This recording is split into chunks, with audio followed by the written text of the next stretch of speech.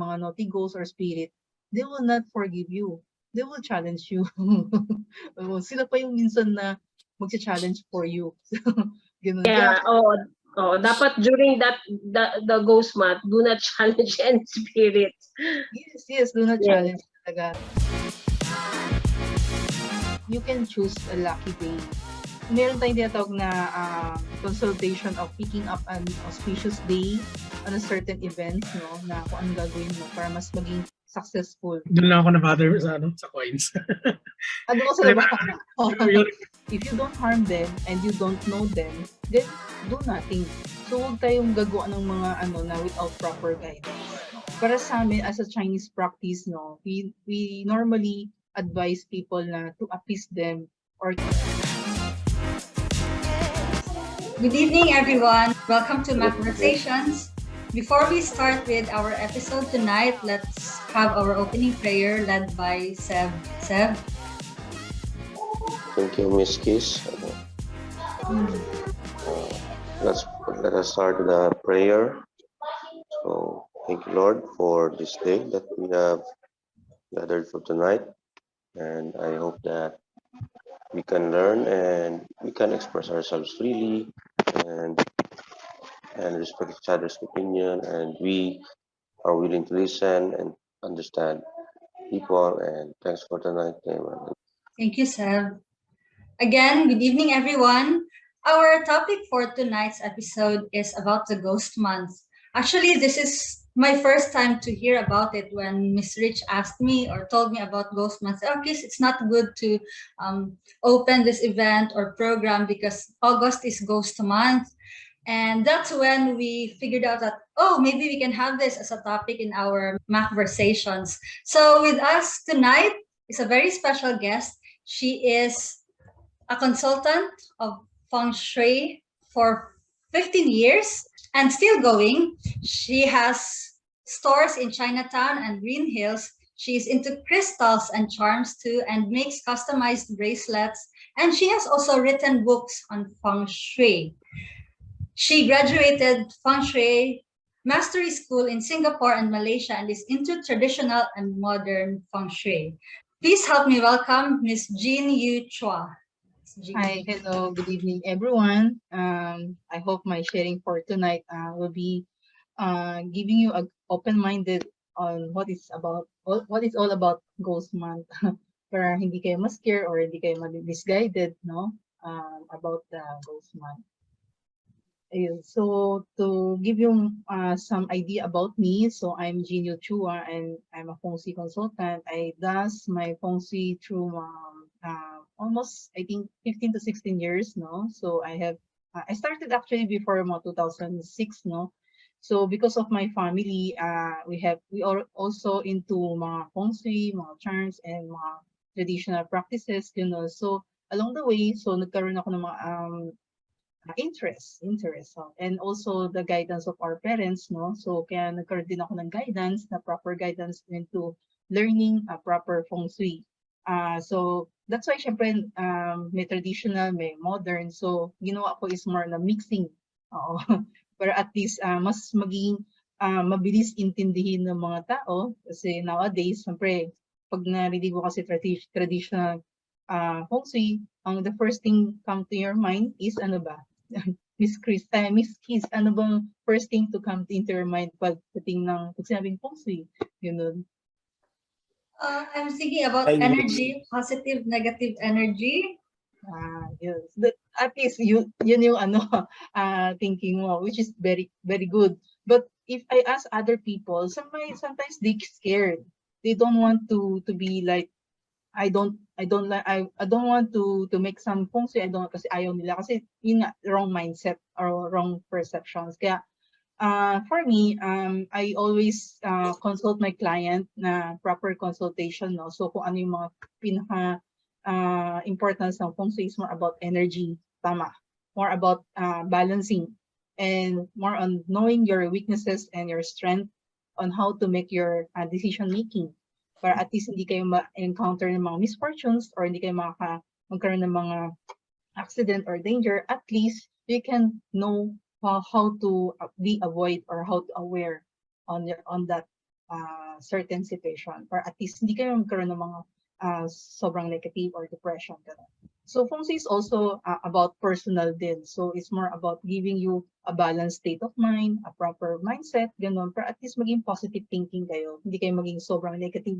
Ayun. So at the same time, nagko-consult din ako sa mga houses, no? Para at least you can get your lucky directions, para you can work better, to have a good energy.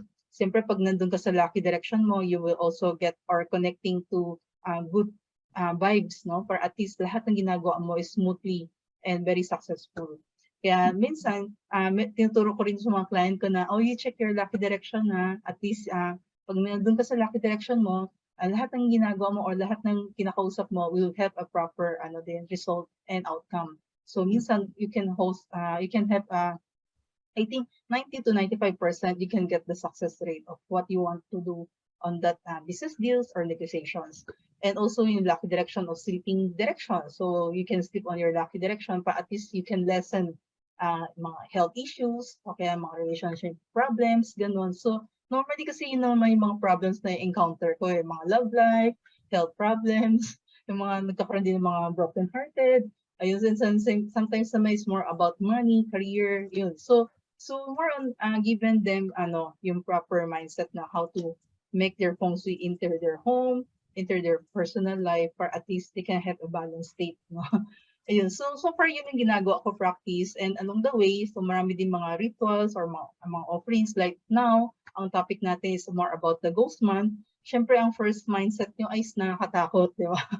Ayun, so, yung first na tanong sa akin ni Derek Ago is, do you see ghosts or whatever? Actually, pag sabi kasi ghost month is really not really about the ghost lang eh. So it's more about our ancestors, okay, mga spirits or yung mga loved ones natin na pass away. This is the proper time or proper month natin na to give them a tribute or give them offerings, no, or prayers na para to appease their soul, to appease their mind, or para hindi sila magdala ng gulo sa atin or misfortune sa atin. Kaya pagdating sa ghost months, ang proper mindset lang is do not harm. Oo, wag lang natin sila kontrahin. Ayun, yun lang siya. Para at least they will not bring us negativity. What does it mean, Miss Jean, when you said do not do harm to them? Kasi mostly may mga practices kasi na they will invite certain people na they can see ghosts or they can feel mga spirit, gano'n, no? They will do some ritual na they will shoo away mga bad spirit. Oo. So that's the time na you harm them. Oo. You harm them. Pag pinapaalis mo sila, pinataboy mo sila. Parang gano'n. So they will, syempre masasaktan din sila, di ba? Kasi magiging sila, parang nowhere to go.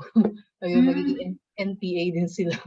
Ayun, so parang para sa amin as a Chinese practice, no, we normally advise people na to appease them or to give them parang certain place na to give them tribute or to give them offerings na kung saan sila pupunta para hindi sila magdadala ng burden or misfortune sa atin. So hindi hintayin na isasaktan, ganon. So, yun is naman pagdating sa ghost month is pagdating sa Feng Shui naman pala, yun yung first ko lagi sinasabi is we need to maintain harmony and balance. Huwag natin mag-iisip na, ay, negative kasi yun, kailangan alisin natin sila. Parang gano'n. We can avoid, we can lessen the harm, or we can have a compromised energy trying to balance for at least everyone will be having a good relationship. Yes. Yeah. How do we achieve that kind of harmony in our surroundings during ghost month? Is it really that bad during ghost month? I mean, do you have to be extra careful? For that kasi meron tayong sa traditional practices, no? Kasi ghost month is a ritual eh. So it's not really talagang nakafocus sa Feng Shui. Ang ghost month is one part of the ritual or traditional ritual talaga. It passed down talaga through generation. Talaga it started from dynasty o ano yung mga practice ng mga emperor, mga ganun, no? So they do mga offerings, mga sacrifices, no? So they will offer mga just paper, mga incense, they also offer foods, water, mga ganon na to appease them. So that's why we call it Ghost Month Festival. Oo. Ghost Month Festival is And if you don't practice these rituals, what's likely to happen? so far wala naman. That's why babalik din tayo doon sa sinabi ko rin na if you don't harm them and you don't know them, then do nothing. So wag tayong gagawa ng mga ano na without proper guidance. Oo. So if you do something bad on them, syempre of course, you will feel something bad. So ano din, parang ano lang din 'yan. Domino effect din. Oo. So let's say some people naman hindi naman sila nagpa-practice talaga. So never practice. So ang ginagawa lang doon is more on about prayers. So we can offer prayers. So different culture, different practice or different religion, different practice. Ganon. So parang sa Chinese practice we call it Ghost Month Festival. Might be in the Western practice we can say it is a Halloween. Ganon. Parang ganun siya. Oo. So meron din tayong mga yes. Yeah, Miss Jean, before anything else, I'd like to ask first, what exactly is Ghost Month? Because I kind of Googled earlier, what's Ghost Month? It says there that it's the time when the gates of the underworld would be opened and the spirits would come out. Yes, they will have a 1 month vacation. They will go out in their dimension. Kasi if we have mga imagination, energy, or mga ano, meron tayong mga dimension eh. So, tayo as a human being dimension tayo, sila naman nasa under dimension sila. So, kaya meron din silang mga month na vacation na pwede sila pumunta sa world natin na mag-vacation, magdalaw, parang gano'n. Yun naman is more about giving them a free time. Parang gano'n, holiday. Na pwede sila pumunta sa atin. So what do they do? Visit us? Yes, they will visit us. Yes. So it's more about the energy talaga. No? So babalik tayo ulit sa energy. So sometimes may mga people na with low aura or we call it the weak aura or low life essence we call or life force. They can sense it. They can feel it. Sometimes nga they even see them. Oo. Kaya minsan feeling nila na nakakatakot, mga ganon. Yeah. So that is more about how you make the relationship with them. Sometimes kasi parang tao lang din sila eh. So parang i-invite mo sila, offering ka, kausapin mo na huwag kayong magdadala ng mga negatives namin ito yung offerings namin. So you just how to communicate with them properly. And they will also listen naman. So what are the offerings aside from prayers? Yeah. So later i-share ko sa inyo. I prepare a short PowerPoint for sharing, but at least to give you not really so comprehensive. So to give you an idea lang para what the Ghost Month really about. Yes. And is it true, Miss Jean, that Ghost Month is like it brings bad luck or it is an unlucky month? Yun kasi nagiging traditional sayings na especially for the old people talaga. Then yun yung naramdaman nila. Might be because they are not aware on how to do the offerings, on how to appease them. That's why they can feel that kind of energy na mabigat, na not so lucky, that most often na nangyayari doon sa Ghost Month, yung mga ganyan na encounter nila. That's why nagkakaroon sila ng validation na during Ghost Month, ito mangyayari. Itong gano'n. So nagkakaroon ng mga records sila, parang nagkakaroon sila ng mga series of observation, tapos nagkakaroon din ng konting mga validation. Kaya nagkakaroon din sila ng mga ganyan sayings and information na nabibigay nila sa mga tao or mga people. You can read on Google, ang dami talaga. Yeah, because I also heard that if it's Ghost Month, it's not advisable that you start a business or you make a program or something like that. Yes, or start any endeavor. Oo. Yes. Kasi Ang Ghost Month, kaya Ghost Month Festival eh. Ibig sabihin festival or fiesta ng mga spirit or ghosts or mga ancestor na they come to our world for 1 month. So please give us attention. So, wag muna natin masyado busy sa business or doing something na nakalimutan mo kami na bigyan kami ng offerings, gano'n.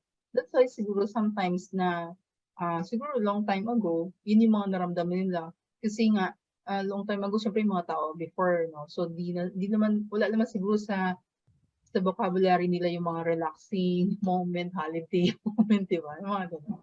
So, kaya siguro nagkakaroon sila ng mga ganun contradicting energy. That's why they can feel that kind of misfortune or bad luck. Oo. But yun nga, as I say earlier kanina, if during the month, so we just need to have a good offerings to them to appease their soul para to feed them. Okay? Kasi fiesta yan eh. So parang bibigyan mo sila ng attention. Ayun. Oo, attention. Yes. So, Miss Jean, what are like the common observances for like every day? Are there like daily routines during? Or No naman. So, ibig sabihin ng ghost month, no? So, this is 1 month, no? It's a 30-day for you to prepare and for you to choose which day you're gonna do the offerings. So, you can choose which day. Let's say, for the whole month of, let's say, ang ghost month for this 2022 is fall under July 29. So, it will end on August 26. So, during this period of time, so you can pick or you can choose which day you're going to do the offerings. And meron din tayo tinatawag pinaka-Ghost Month Festival Day, which is the August 12. So yun yung pinaka-offering or pinaka-fiesta nila. Then you can also do that day. You can choose that day din na to do offerings. And for some people naman, some families naman, they do it earlier and some naman they do it later naman. So depende naman sa practice nyo. Basta within the month, you have to choose one day to do the offerings for to give them tribute or pay attention to them.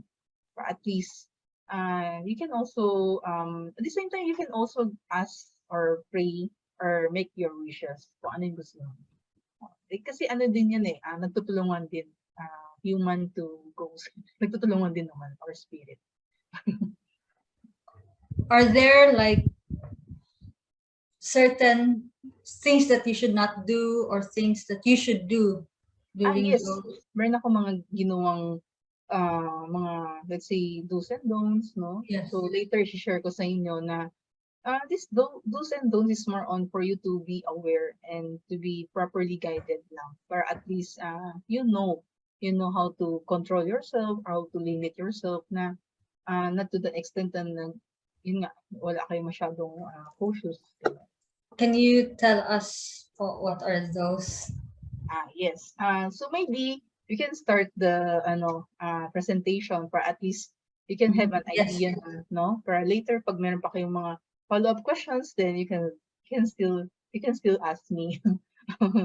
Ayun. So for now, I would like to share my presentation na ginawa ko. Yan, ito. Ayun. So ready na po kayo? Wait lang no.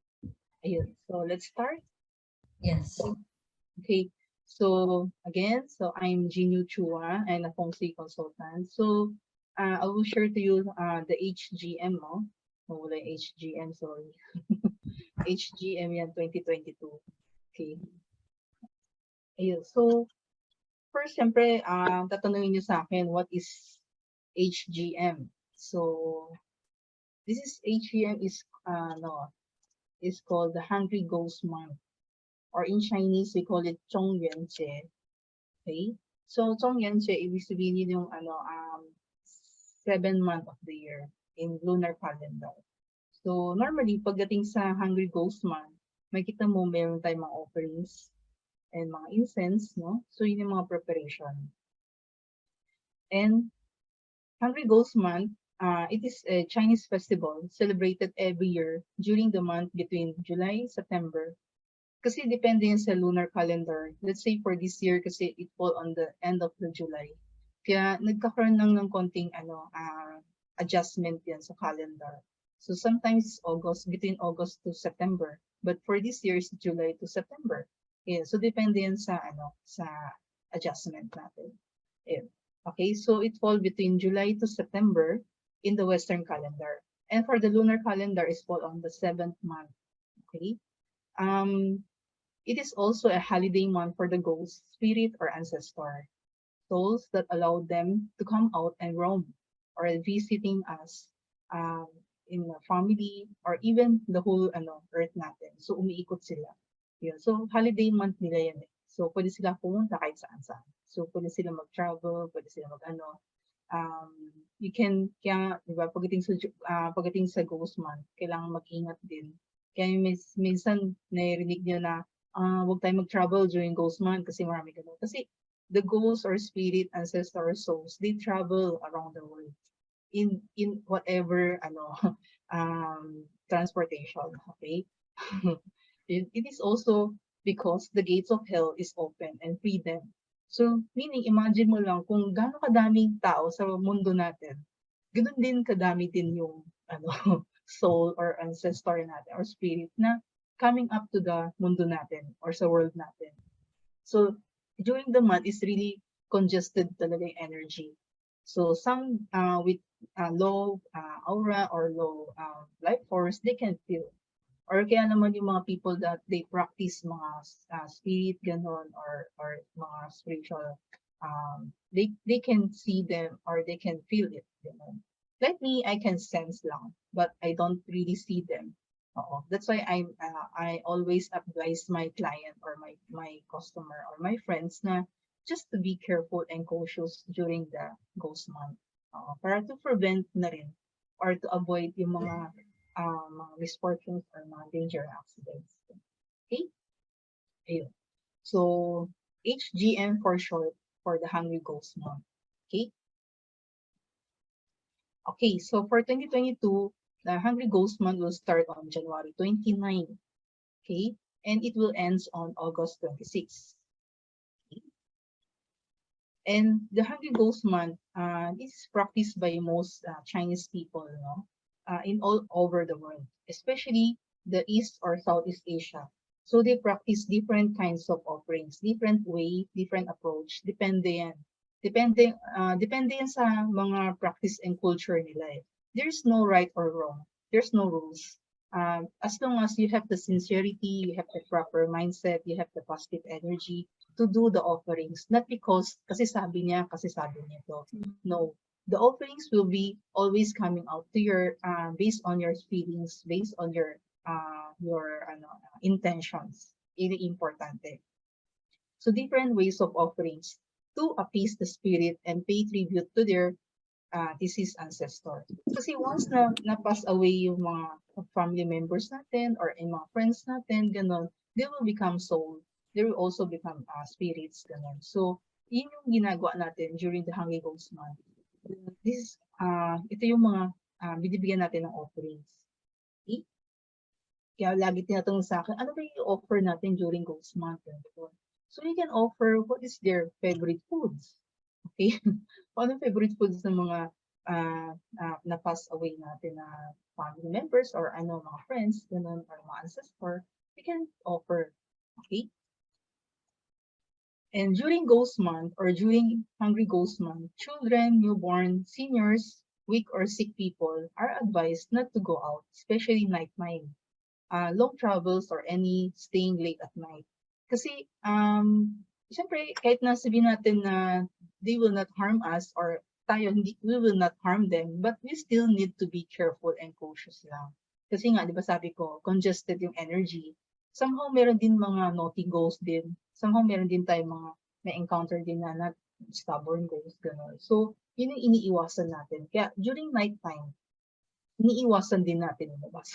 Okay? Okay naman, iniiwasan din natin na going out or driving alone, gano'n. Or swimming alone during nighttime or doing some special activity at nighttime. Kasi, yun yung pinakamalakas na energy ng mga ghosts or spirit. Kasi is the yin energy. At pag morning kasi is yang energy. Okay, so it's a yin and yang energy. Okay, so like us, human being, we are yang energy. So yung mga souls or mga ghosts, they are yin energy. Kaya lumalakas ang energy nila pagdating ng gabi. Okay, so to counter these misfortunes, we can do prayers. We can also do offerings. Okay, we can wear or carry mga protective charms to prevent or to protect us. Okay, to protect us, to protect our aura, to protect us from any danger. Okay, to avoid mga negativity. Okay. So, what's the best day to do the offerings? So, alam natin na ang Ghost Month is start on July 29 to August 26. So, in the whole month na yan, you can choose any day that you are free to do the offerings. Okay lang yan. You can choose any time, any day. Okay? Pero, yung pinaka-festival day of the Hungry Ghost Month is on August 12, 2022. So, ito yung pinaka-masayang day nila na if you do the offerings, mas masaya sila. Okay? Kasi yun yung piyesta. Yun yung piyesta. So, parang lahat ng ghosts or spirit, they're coming out, they're waiting for our offerings, they're waiting kung ano makukuha nilang energy sa atin or ano makukuha nilang pagkain sa atin. Okay? So, at the same time, ang August 12, 2022, in lunar calendar, we call it July 15. Okay? July 15. Ito yung pinaka-exact na half month, no, ng July. And normally, para to prevent yung mga negativity or to prevent yung mga bad luck or misfortune, we also having mga protection set, no, for home, office, or shop.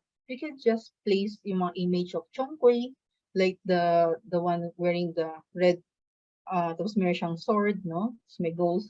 So, si Chongqui siya.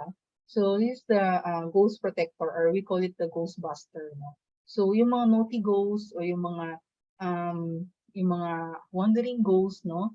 So, hindi sila, they will not do harm to us pag meron tayong image ni Chongqui. So, yun yung isang way din of protecting ourselves to not to let the yung mga spirit to attach us or to connect with us. Okay? So, pag meron image ni Chongqui, even you can put it on your cell phone, no? Okay, you can put it ang image, a picture, then put it on the table, ganon. Then you can feel safe kasi pag may image ni Chongqui. And another one is the crystal ball, now with the red. That one kasi is to appease, no? Para to appease ng mga ghosts not to harm us or not to make some misunderstanding or mga quarrels, ganon. So we can put this kind of image in our office table or in our home, in our shop, ganon. So it's more about the protections. Okay? And during Ghost Month, ito yung mga normally na ginagawa natin is the food offerings, candle offerings, incense stick offerings, or joss paper offerings. So joss papers, we are going to burn them para at least makuha ng mga ghosts or spirits. Wala naman siyang restriction kung ilan bundles ang gusto nyo isunog or i-burn. Because nowadays yata parang medyo restricted na bawal masyado magsunog ng mga paper money. Then you just burn a little lang or depending sa gusto niyo. Kasi sometimes it's more about your intentions. Kung ilan yung gusto mo i-offer. Like for example, the candle, you can just offer a pair of candle, ganon. Incense, you can also offer 3 incense stick, ganon. And the food offering is just like you invite them in your home, then you place those offerings in your dining table. Okay naman, sometimes meron ako mga client na they have altar for their ancestor, then they can do the offerings on the altar table. And some naman, if you go to other country, kasi di ba it practice mostly different country, diba? Especially mga Southeast Asian country. Some of them, they offer in the street. I don't know if nakita nyo. They offer in the street. Kaya that's why yun din yung isang cautious natin na pag nasa na bawal tayo lumabas during at night kasi meron din kasi mga tao na nag-offer sa street. Kaya medyo iniiwasan natin lumabas or mag-travel or mag-driving, no? Because of the offerings. Ito yung mga pinaka-simple offerings, no, that I can share to you. Okay? Why called hungry ghosts? Because hungry ghosts are called hungry because not all tradition or culture practice on paying tribute or offerings to their deceased ancestor after they had died or passed away. Diba sabi ko nga, ang tradition nito is not practiced by all people. Mostly practiced by mga Southeast Asian people or mga Chinese people or mga local Chinese like me. We also practice, no, but very simple. Okay? Pero not all people are practicing. So, kaya they are called hungry kasi walang nagbibigay ng offering sa kanila. So, gutom sila.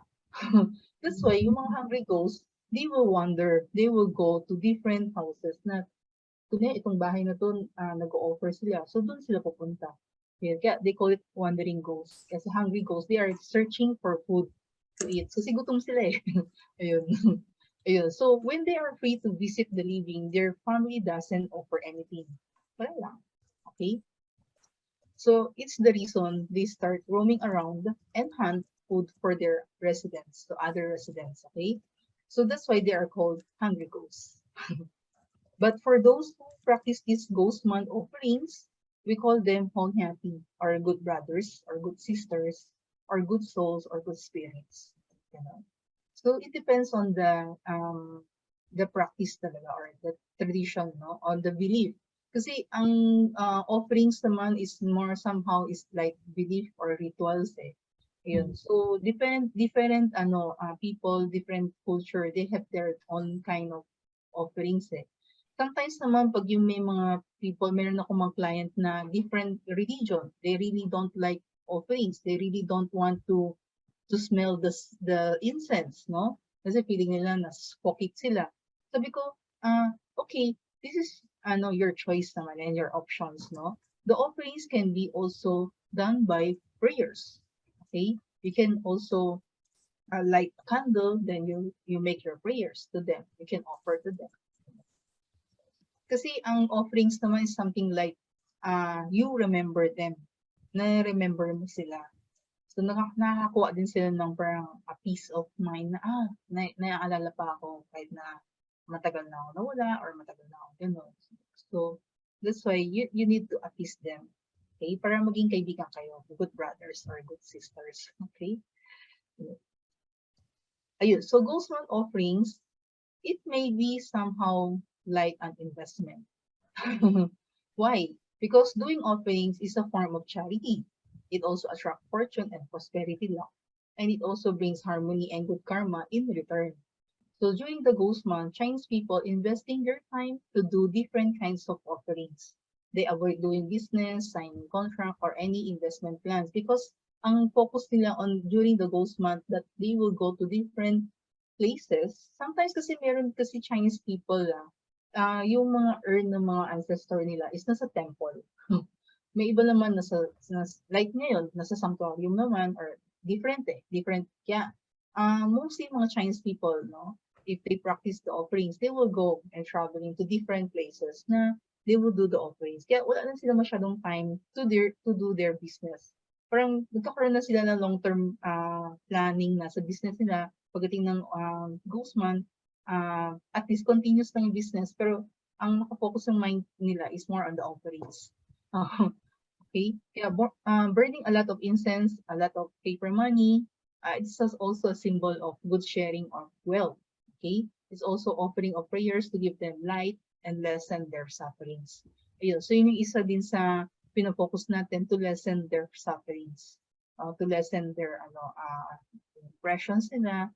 Because sometimes may mga people, they die on accident, they die sudden death, mga ganun. So nagkakaroon sila ng parang depression din, okay? So nagkakaroon din sila ng parang angry energy, okay? So nagkakaroon din sila ng mga sorrow or mga sufferings, no? Kaya we offer prayers to them para at least they can enlighten or to give them light, no? Para for them to know the way to go back to their underworld, okay? Kaya for the happy and satisfied na ghost, they will receive great support and gratitude. Okay. So pag nagbibigay tayo ng mga offerings, is also a one way of doing good karma din. Yun. Okay? And that's why I say hungry ghosts should not be scary. Just need to be respectful to them and remember to make them an offerings to appease them and to satisfy their hunger. Okay? They will become happy ghosts or happy soul. So the offerings is like itong hungry ghost month offering set is it's a paper money, meron tayong mga candles and incense, or meron din tayong mga accessories, no? I-burn to them para for them to have new clothes or new accessories. Tapos we also burn them mga paper money for them to have money to buy things kasi syempre gusto rin nila mag-shopping. Okay? And incense para at least ma-appease din yung souls nila at magkaroon din ng peace of mind din sila, no? Yun. So, ang focus lang natin pagdating sa ghost month is to do whatever we can do. So to give respect for those not doing the offerings, we just give respect, okay, to other people doing this kind of offerings. So wag tayo masyadong magbibigay ng comment or ano kasi sometimes yung people di na kung kaya nag-offer ako tapos may nagsasabi sa akin, ako siguro yung hayaan ko lang. But sometimes may mga soul or spirit surrounds me, they might get angry, they might get naughty. So sila yung mismo defense. Okay, sila mismo gagawa ng something to the people who said bad on me. Parang ganun. Kaya say something about respectful or kaya do not say bad during you see someone is doing offerings. You can just pass by and ano lang, just silent lang. Or at least you can give respect din. Okay? Ayun. So these are the simple reminders for you to stay safe on the ghost month. Okay, number 1 is to avoid staying late at night or night travel. Kasi sometimes kasi, syempre, di ba, ang mga ghosts is wandering sila. So sometimes they are searching for food, they're searching for ano. So kahit saan sila sasama. Kaya pag nag-travel ka during at night, sasama talaga sila papunta sa bahay niyo. Okay? Kasi syempre, titingin sila kung may pagkain ba kayo or ano. So they will follow you. Okay? And number 2 is to avoid water sports or risky activities. Okay? So normally, meron din kasi mga ghosts or spirit, no, na they stay in the water. Especially for those people na they die on the sea, they die on the mga traveling by sea, mga ganun. So they also have some spirit or ghost din sa water. Kaya iniiwasan din natin na to do some water sports, okay, during at night. But for example, mayroon din ako mga client na athlete sila or yun talaga sport sila, you can do it at the daytime. Oo, basta young energy. Oo. Okay, number 3 is avoid any business opening or risky investment or selling deals. Okay, so yun nga, kanina nabanggit ko na during the ghost month, so we can have to focus our attention to do the offerings or to give them attention na ano yung magagawin. So yung mga business opening or mga risky investment, medyo secondary focus natin, no?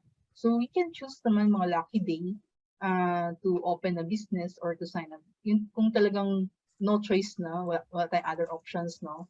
Or lalo na kapag nag-uunahan kayo sa business deals, no? You can choose on the lucky day.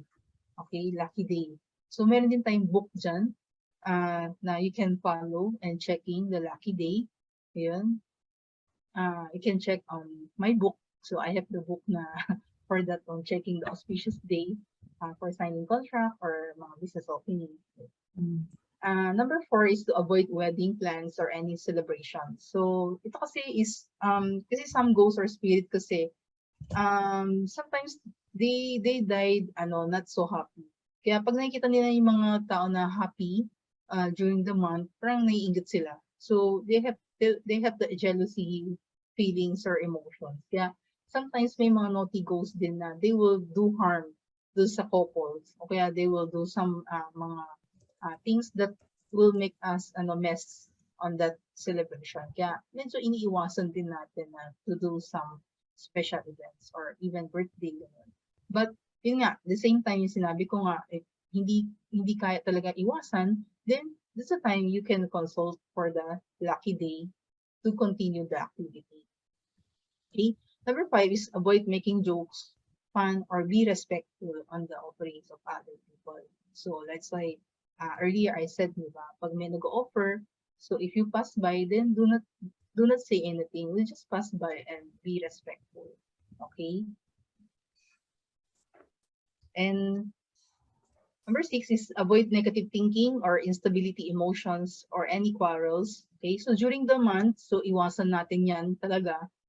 Kasi pag nagko-quarrels kayo, lalo yung quarrels nyo. Or kung kunyari medyo emotional instability kayo, lalong magiging yung mas talagang mas lalong malalala yung yung mga negative feelings nyo or mga quarrels nyo. Okay, yeah, you can maintain good emotions. If you can lessen mga arguments, instead of arguments, maybe you can negotiate or compromise, ganun. Basta to lessen mga anything negative. Okay? Kasi syempre meron din nakapaligot ng mga spirits or ghosts that they can also make fun on us, no? So parang magiging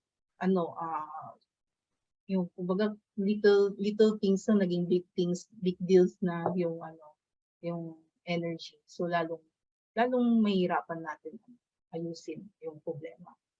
Okay? So 7 is to avoid any construction or renovation works, no, at home, office, or shop.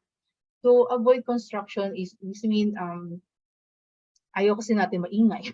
Ayun. So during the month kasi syempre meron din tayong mga spirits around us, no? So ayaw din masyado may mga construction or renovation. So if ever if you start your renovation or construction prior to the ghost month, then natamaan yung ghost month, okay lang yun. Wag lang tayo mag-start ng any construction or renovation during the ghost month. Yun yung iniiwasan natin. Okay? So, for example, na you start your renovation last month. Tapos, hindi pa tapos kasi matagal magtrabaho yung mga construction worker. Nadaanan yung ghost month, then okay lang yun. No problem. Okay? Number 8 is to avoid going into yin places. No? Yin places like mga hospital, mga wake, or mga cemetery, okay? Or anything, mga dark places, okay? Yun, so iniiwasan natin. Pag sabi yin energy, yin places kasi, meaning, mas malakas yung mga ghosts or spirit kasi yin, di ba? Pag yang kasi is yung mga, let's say, mga well-lighted house, o kaya well-lighted office, yun yung mga yang energy. Okay? Ayun. So, let's say, for example, hindi natin maiwasan na pumunta ng hospital or wake or cemetery, then we can go through daytime. Okay lang. Pero kung kunyari talaga hindi maiwasan nighttime, then you can check on the lucky day. Okay? So, kung kunyari for visit lang or but if not, you can carry your protection charms or protective energy na bracelet, gano'n, to protect you. Okay? Then number 9 is to avoid any medical operation or treatment. So for this one naman, yun nga, kung kaya natin iwasan, then iwasan. Kasi sometimes kasi may mga ghosts or spirit din, they also die on the hospital, they also die, gano'n. So syempre, naghahanap din sila ng makapalit or kasama. Yun. So that's why minsan, pag nagkakaroon din tayo ng mga ganyan operations, is somehow is medyo may hirapan or maraming mga conflicts, no? Or mga infections or gano'n. So, parang walang katapusan ng problema. Okay? So, number 10 naman is to avoid picking up anything in the road or street. Ayun. So, minsan kasi, di ba, may mga people na, may nakitang coins, kinukuha nila, or may nakitang gano'n, kinukuha. So, minsan, pag during the month of ghost month, iniiwasan natin i-pick, no? Or kunin. Kasi might be it's from the offerings of other people.